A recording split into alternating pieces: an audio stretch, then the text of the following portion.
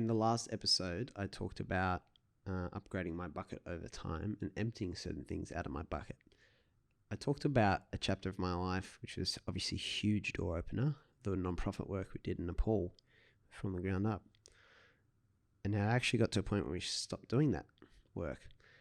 Now, the decision to stop doing non-profit work actually came when Nick Abraham and I were on a trip to Europe in 2018. Poor Nick, he'd spent years living in Nepal, and this was his first actual proper holiday after some very grueling and burnout inducing work and time living in Nepal.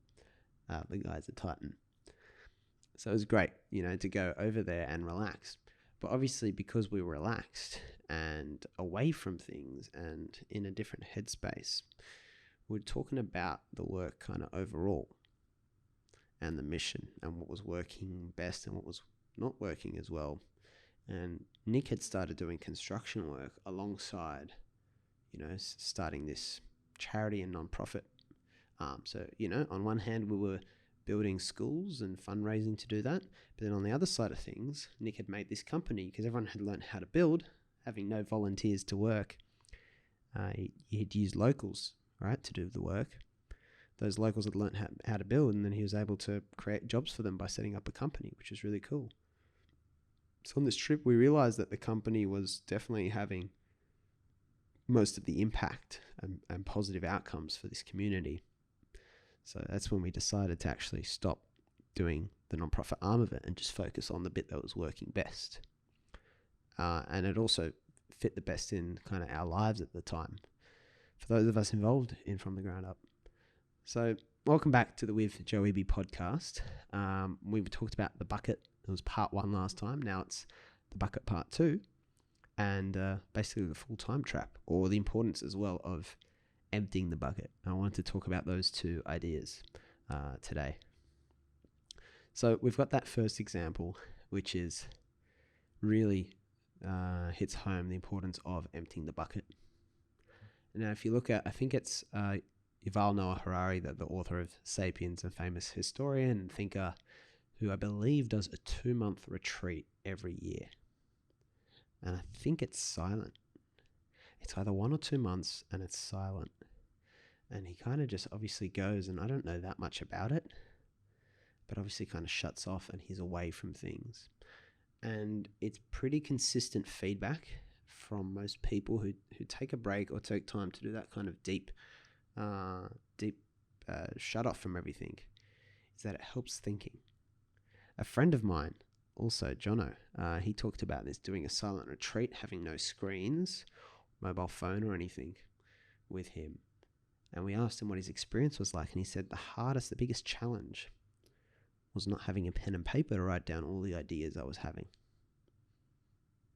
It was just that powerful to open up his mind and let new things in or out, whatever's going on there. And he just found it incredibly powerful.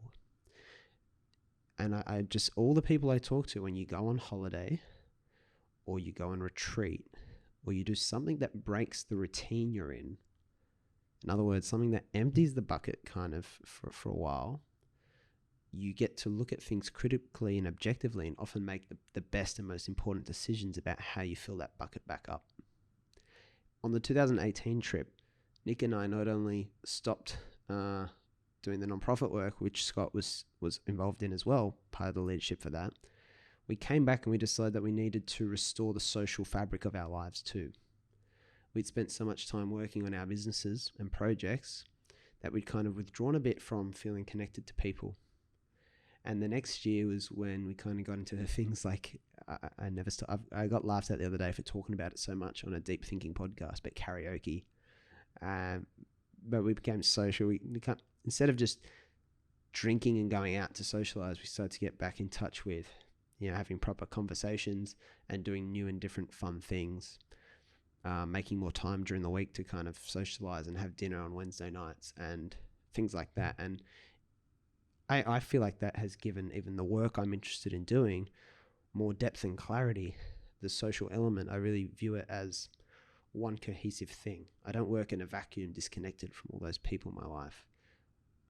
I do the work for and with the people in my life, directly and indirectly.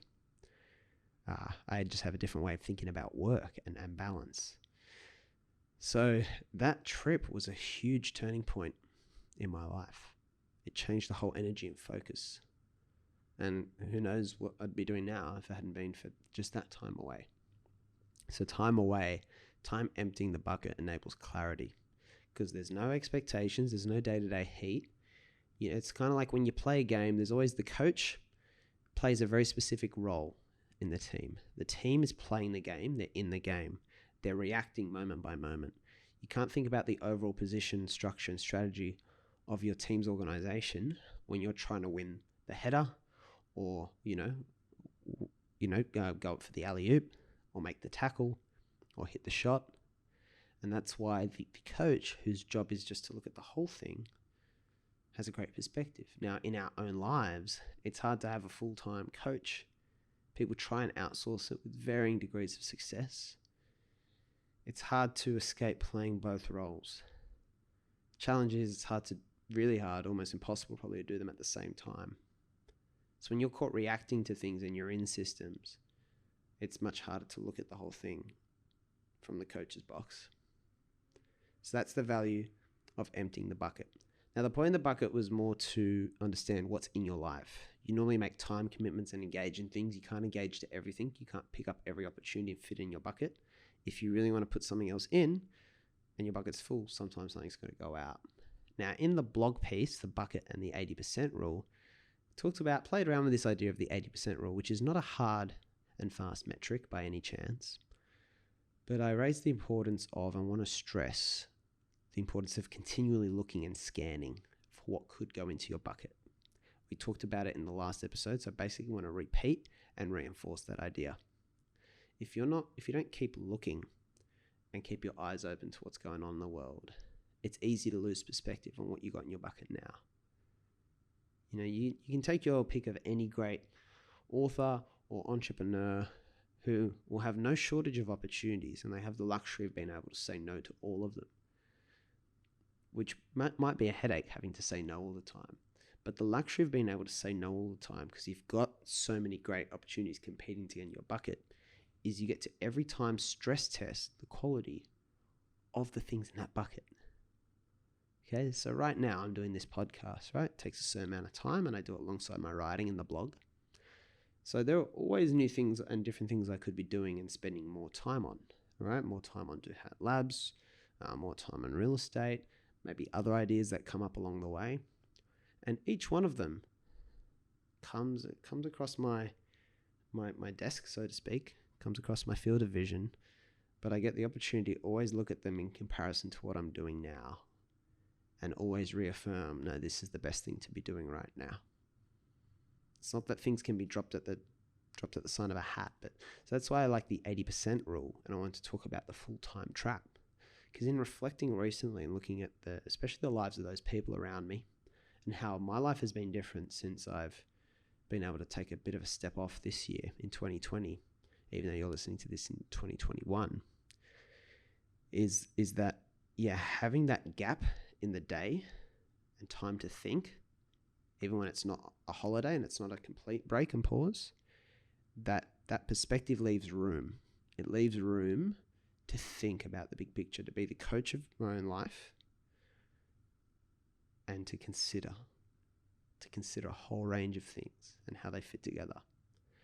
The problem with, and I know a couple of friends who are inspired to do more project-based and flexible work in their own projects and get creative and solve problems for other people, and have beautiful inspiration and energy, but they lack the resources, especially the time resources, because working full-time is really hard.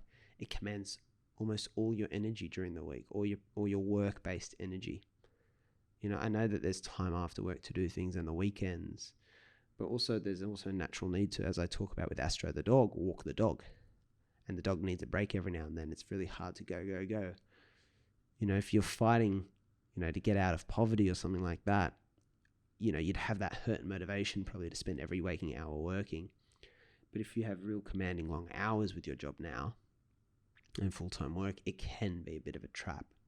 This is not advice for everyone to go and quit their jobs, but there is a beauty to be found in, maybe having 80% of your focus on a core pursuit and professional discipline, but then also having 20% room to kind of pursue and investigate things. And from memory, please don't quote me on this, I believe that's the idea behind Pixar University. So Pixar, the company, allow their team 20% of their working allotted time to go and explore their own interests and projects and use resources from the Pixar University that they've collated and keep for them. Or I believe it's things they can learn about, within the university. But they allow that time for that clarity and expression. And what happens, it's kind of smart. If they still want to work at Pixar, they get to obviously keep exploring new things. And it's almost like that 20% should never be filled. That energy and time taken to be able to explore and do new things hopefully never gets fully filled and taken away. But it also gives them perspective on what they're doing now. And that enables you to confirm, no, this is the thing I want to be doing now. And then you can probably double down on that instead of flaking. Right? You don't want to distract people, worry about them leaving. It seems like that culture is about showing them the great reasons to stay. Ironically, by giving them access to more. Now the ultimate example is probably the project we ran, be launching probably around the time this podcast is out, is the first book by Do Hat Labs, the first project rather, which happens to be a book, where we got obviously the 6 other authors plus Scott and myself to write basically about advice to our 18-year-old selves, or basically what turned into just writing our stories. And obviously this was just very time efficient for everyone to do. So the couple people the authors for our project who are working full-time jobs. Because this was a short-term project, it was a bit of a sprint. It wasn't too commanding energy and time-wise to write just a chapter for the book. If they'd had to write it over a year, it would have been a much bigger challenge. But the whole focus of Do Hat Labs is lowering that barrier to entry. And rather than a sales pitch for Do Hat Labs, that's a sales pitch for that idea of how can you lower the barrier to entry? Because something you might be able to spend a small percentage of your time on might blossom into something big. 80-20 rule, right? Not all effort in is proportionate to the reward that comes out. Often what you spend 20% or 10% of your energy, time and effort on might produce 80% or more of the rewards. So that's a little bit, it's just a way of thinking about it. There's no hard and fast rules. There's no perfect solution. But the reality is if all your time and energy is locked up, you are forbidden from investigating more. I mean, if you don't have time to read books, at the very least, which is the lowest barrier to entry to new ideas and perspectives that exists, if you don't have time to listen to an audiobook, then your bucket's probably quite full and so heavy that you're not moving around and you can't find other things. So you'd have to be quite satisfied with the room you're in now. Otherwise, nothing's going to change. You do what you always did, you get what you always got after all. So, questions. How full's your bucket? When's the next time you're emptying your bucket? And how will you follow the 80% rule of thumb? Remember, if you're listening for the first time, to go back to the start. This podcast is meant to be consumed episode by episode in order that they were made, ideally. And also remember to share this with others, because the best way to open 1,000 doors for you is to concentrate on opening doors for others. Thank you very much. This has been the With Joe Wehbe Podcast, and we will see you again tomorrow.